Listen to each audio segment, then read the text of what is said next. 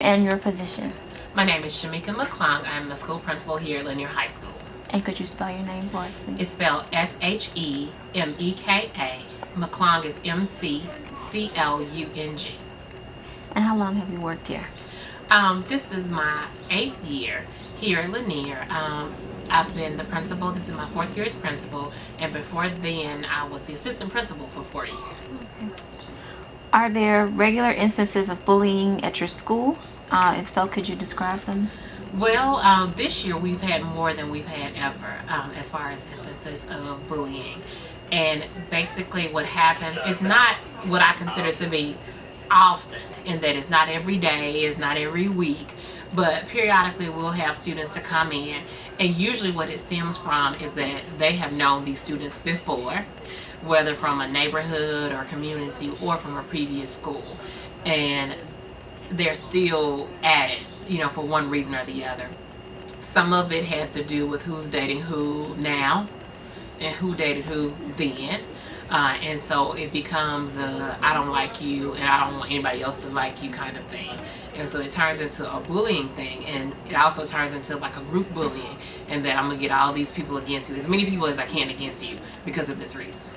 Do you know if they do that in person? Like, is it physically, or do they send messages online and like? Facebook is a social media network that has caused us a lot of problems. What our students don't understand is that there's a proper usage for Facebook.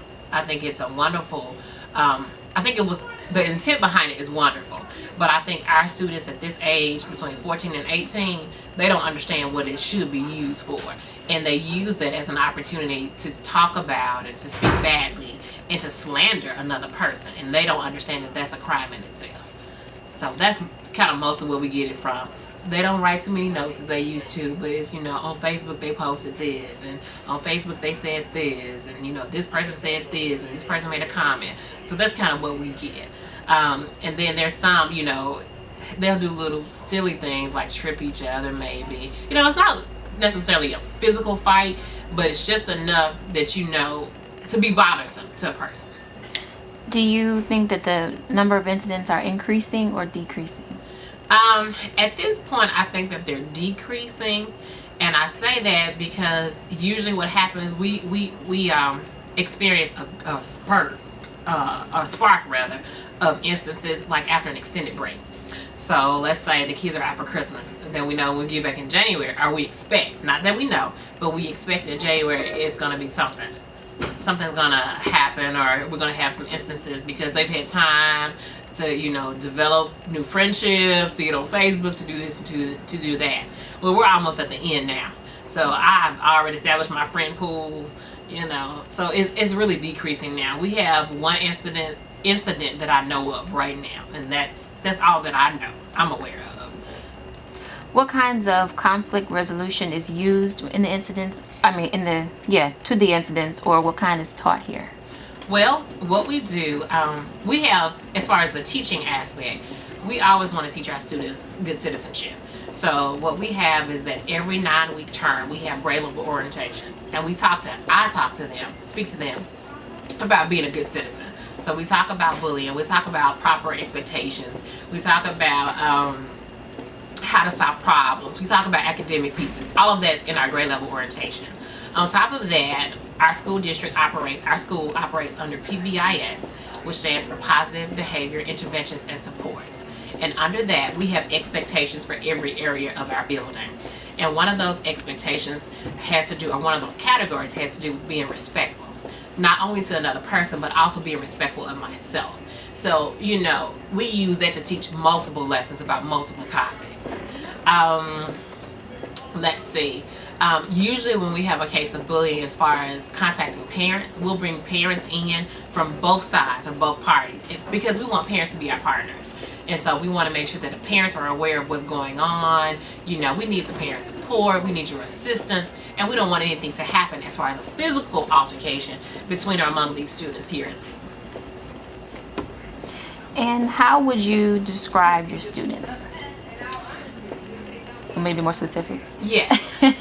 Like, do you have all a typical like their ages, their race, the kind of neighborhoods they're from?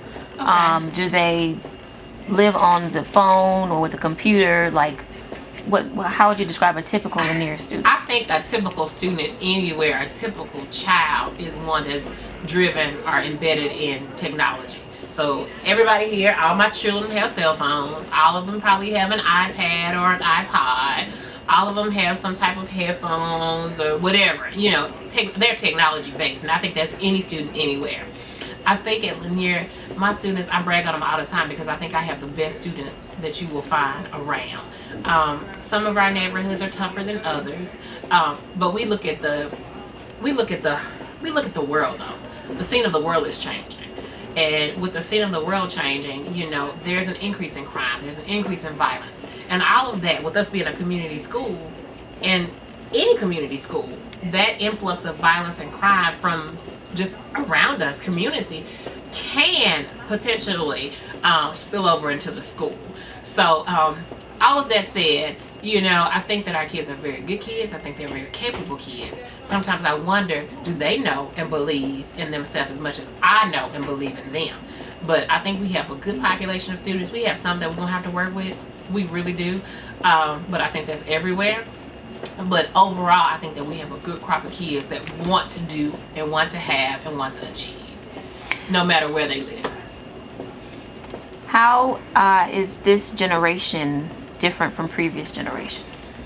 I think it's just because of the technology piece. I think previous generations, we weren't so we didn't rely so much on technology. We had the computers and we were glad to have the computers.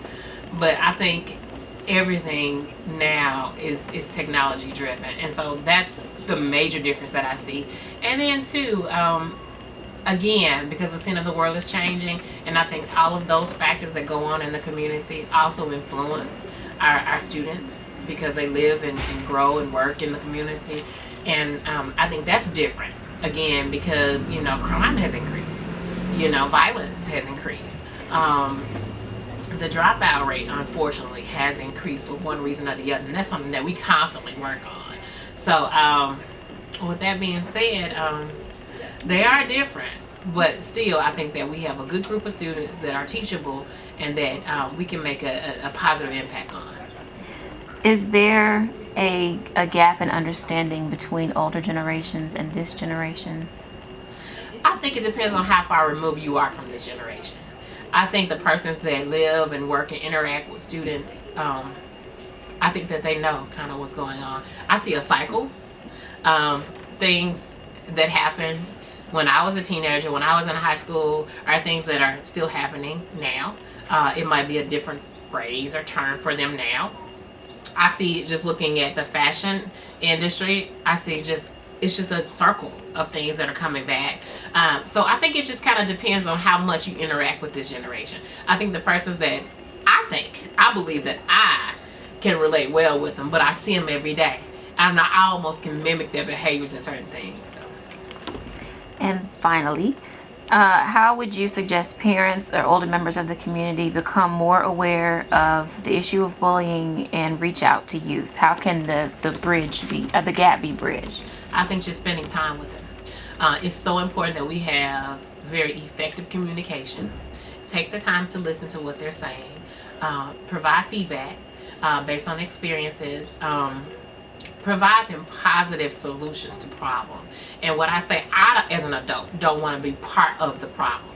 So if you're having a bullying situation, I don't want to be the person that says, you should do whatever, you should exhibit this type of behavior, which adds to the problem. I don't want to be that person. I want to be the person that, based on my experiences, based on my education, based on what I know, just because I'm older, I want to provide you viable solutions to the problem so that you can actually resolve the problem. Because so often we put band-aids on problems, but that's not solving the problem. We need to go to the root cause of the problem so we can make it no livable way. Okay. Is there anything else that you'd like to say? The floor is open, but I have no more questions. When Ms. Lewis originally came to me with this idea, I think that it's one of the most powerful pieces that we could have right now for our students. Bullying is an issue. Cyberbullying is an issue. It's more cyberbullying, as I noted with Facebook, than it is actual bullying. And some people are just very cowardly, and so they prefer to put stuff online or on the internet versus say it face to face to another person. And so I think it's just a powerful piece, and I hope that as many people as possible can see it and that it reaches the hearts of students so that they can really understand that it is not worth it. Many of our problems can really be solved if we would communicate effectively with each other. Okay. Thank you. Correct. So that's it.